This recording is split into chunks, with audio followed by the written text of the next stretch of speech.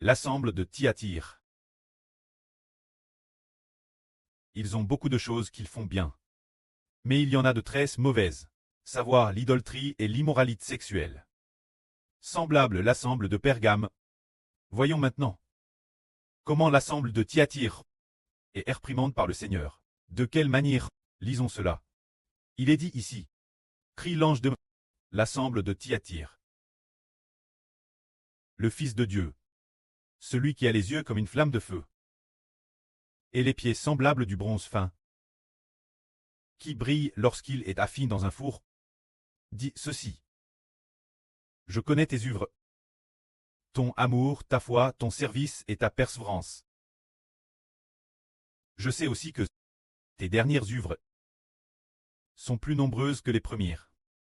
Cela signifie que cette assemble a beaucoup d'amour, a aussi de la foi, est active et persévérante, mais elle a des choses qui ne vont pas. C'est pourquoi le Seigneur dit, mais j'ai ceci contre toi, c'est que tu tolères cette femme Jézabel, qui se dit prophétesse, et qui enseigne et gare mes serviteurs, pour qu'ils se livrent l'immoralité et mangent des viandes sacrifiées aux idoles. Je lui ai donné du temps pour se repentir, afin qu'elle se repente, mais elle ne veut pas se repentir de son immoralité.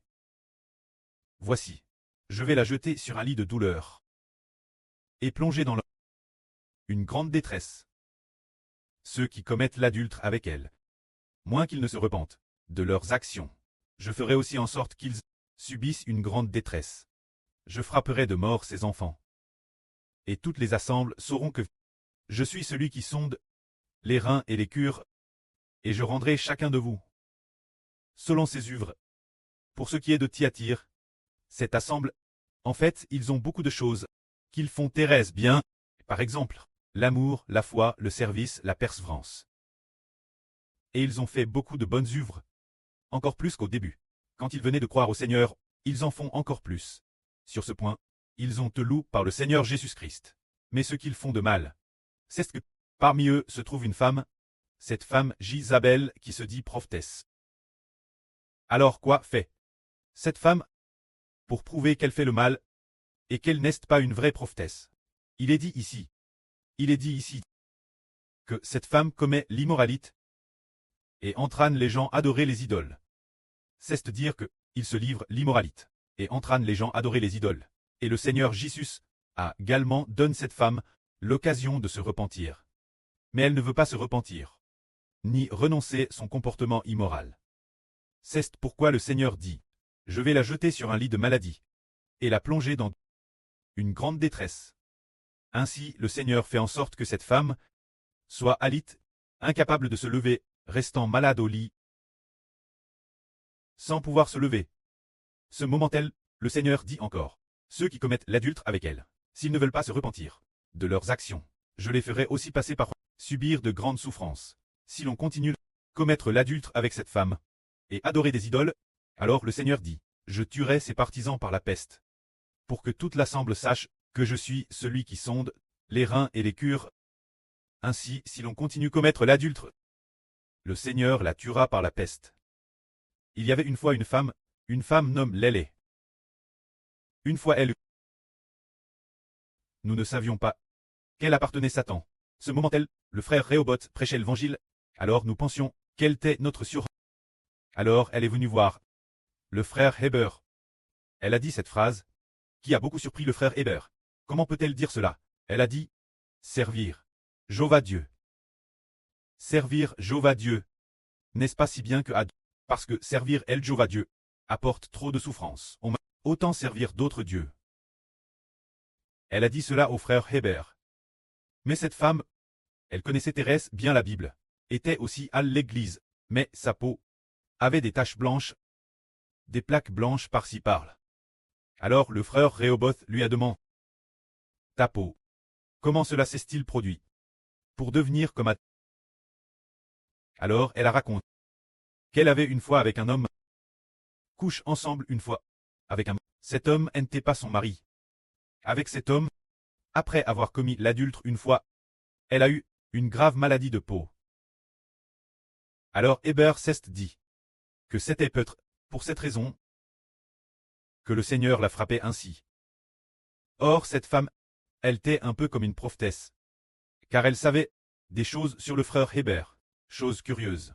Ce jour, chez le frère Hébert, il n'y avait justement plus de liquide vaisselle. Et juste au Madame Moment, il n'y avait plus de mouchoir non plus. Alors elle a justement apport une bouteille de liquide vaisselle au frère Hébert, et a aussi apport un paquet de mouchoirs au frère Hébert. Hébert a dit, sur le, comment savais-tu que je n'avais plus de liquide vaisselle, pour que tu l'apportes, et plus de mouchoirs, et tu n'en as pas apport beaucoup. Juste un seul paquet, prouvant que le Dieu en toi est reul. Ce moment-elle, le frère Hébert et le frère Réhoboth ont cru tort que c'était vrai. Alors elle a dit, papa est très bon envers toi. Frère Hébert, il m'a tout dit, il a tout dit sur toi. Hébert a cru tort que c'était vrai. Plus tard, on a découvert qu'elle n'était pas vraie. Se dire que cette femme, elle a commis l'adultère et a attrapé une grave maladie de peau. Et comme le Dieu en elle n'était pas le précleste, ni le Seigneur, mais d'un autre Dieu, alors une telle femme est appelée. Quel genre de femme est-elle appelée? Elle est appelée fausse prophétesse. Et le Seigneur Jésus-Christ va utiliser la peste pour tuer ses complices, et utilisera aussi la peste pour la clouer au lit, malade dans son lit. Ce qui signifie qu'elle ne pourra plus se relever. Si ceux qui commettent l'adultère avec elle, le Seigneur les tuera par la peste. Nous voyons ces dernières années d'épidémie. Beaucoup de gens ont attrapé la peste. On touche par cette épidémie, cette peste, mais pas au point de mourir. La plupart des gens l'ont attrapé, sans pour autant mourir. Alors le frère Ashbert a autrefois prêché la vraie en disant que ce devrait probablement être parce qu'ils ont commis l'adultère ou par l'idolâtrie. Et si l'on se préserve, sans adorer les idoles, sans commettre d'adultère, on devrait ne pas être frappé par une quelconque peste.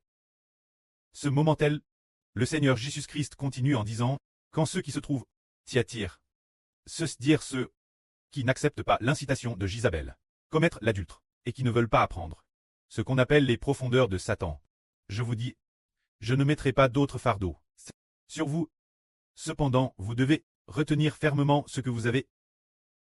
C'est dire que si les frères et sœurs de Thyatire ne commettent pas d'adultère et n'adorent pas les idoles, alors le Seigneur Jésus ne leur imposera pas de fardeau, tant qu'ils retiennent fermement ce qu'ils ont. Ce qu'ils ont, c'est l'amour, la foi, le service, la persévérance. Toutes sortes de bonnes œuvres. Il suffit de les retenir fermement. Tant qu'ils n'adorent pas les idoles, ne commettent pas d'adultère, et retiennent fermement ce qu'ils ont. Alors cela suffit. Alors le Seigneur dit, vous devez retenir fermement ce que vous avez, jusqu'à ce que je vienne. C'est-à-dire que notre foi, amour, service, persévérance, toutes sortes de bonnes œuvres, tout ce que nous faisons pour le Seigneur, doit être retenu fermement, jusqu'à ce que le Seigneur vienne. C'est-à-dire que celui qui vaincra et qui gardera mes commandements jusqu'à la fin, je lui donnerai autorité sur les nations, tout comme moi de mon pré. J'ai reçu l'autorité. Il les pâtera avec une verge de fer, et brisera les nations, comme on fracasse les vases d'argile d'une potier, et je lui donnerai l'étoile du matin. Ce que l'Esprit dit aux églises, que celui qui a des oreilles entende. Alors quel genre de personne est le vainqueur? Le Seigneur dit, celui qui vaincra et gardera mes commandements jusqu'à la fin. Ce que le Seigneur Christ veut dire par garder ses commandements jusqu'à la fin, c'est se dire, ne pas adorer les idoles, et ne pas commettre d'adultère, ne pas suivre cette femme pour commettre l'adultère. Car cette femme, Jézabel qui se dit prophétesse, mais elle n'est pas prophétesse. C'est l'esprit d'un autre Dieu. Et puis, si c'est un vrai prophète, elle doit certainement conduire les gens à aimer le Seigneur. Aimer le précleste Jéhovah. Eh bien, SR aussi aimer le Fils du Seigneur. Rendre les gens complètement saints. Alors, un tel comportement nous fait croire qu'il est un prophète, et que les prophéties qu'il prononce sont toutes exactes. C'est bien cela. Mais si au contraire, il conduit les gens à abandonner le Seigneur, et que certaines prophéties qu'il prononce semblent s'accomplir, mais qu'il pousse à abandonner Dieu et le Seigneur, alors c'est certainement un faux prophète. Le Seigneur Christ a dit, si quelqu'un obéit ses commandements, jusqu'à la fin, c'est celui qui vaincra. Et celui qui vaincra, le Seigneur lui donnera le pouvoir de régner sur les nations, pour qu'il soit avec le Seigneur, et qu'il brise les nations avec un sceptre de fer, comme on brise les vases d'argile d'un potier. Ce qui signifie que celui qui vaincra sera avec le Seigneur l'avenir, pour descendre du ciel et briser toutes les nations. De plus, le Seigneur a dit, je lui donnerai aussi l'étoile du matin. Qu'est-ce que l'étoile du matin? Le Seigneur dit, je suis l'étoile brillante du matin. Cette toile brillante du matin, c'est le Seigneur Jésus-Christ. Ainsi, l'étoile du matin ici signifie que le Seigneur le rendra semblable lui, pour devenir une toile brillante du matin. Le Seigneur dit, je suis la racine de David, je suis l'étoile brillante du matin. Alors, l'étoile brillante du matin, faites référence au fait de devenir un fils de Dieu cleste, d'entrer dans la fonction cleste des 144 Zoro. Ce qui signifie que celui qui vaincra deviendra l'épouse du Seigneur. Et le Seigneur a dit, je lui donnerai l'étoile du matin. Il a aussi dit, ce que l'Esprit dit aux congrégations. Que celui qui a des oreilles pour entendre, écoute attentivement. Ce que le Seigneur a dit, c'est l'Esprit Saint en Christ le Seigneur, qui s'adresse aux congrégations. C'est ce que nous appelons la congrégation de Thyatire. Résumons donc. Les 4 congrégations de ce soir, parmi elles la congrégation de PHS, le Seigneur dit qu'ils abandonnent leur premier amour. Mais celui qui vaincra, faites référence, ceux qui pour le Seigneur Jésus-Christ ont un amour ardent. Ceux-elles sont les vainqueurs. La congrégation de Smyrne, ils vont subir une preuve. Ils seront jetés en prison pour traite prouve. On dit que celui qui vaincra est celui qui se montre fidèle jusqu'à la mort. Madame Seal est mi-mort. Il confessera le nom du Seigneur, celui qui ne l'abandonnera jamais. C'est lui le vainqueur. Quand la congrégation de Pergame et la congrégation de Thyatire, c'est la même chose. Toutes deux adorent des idoles et commettent l'immoralité. Le Seigneur dit, si vous n'adorez pas d'idoles et ne commettez pas d'immoralité, vous serez de ceux qui vainquent.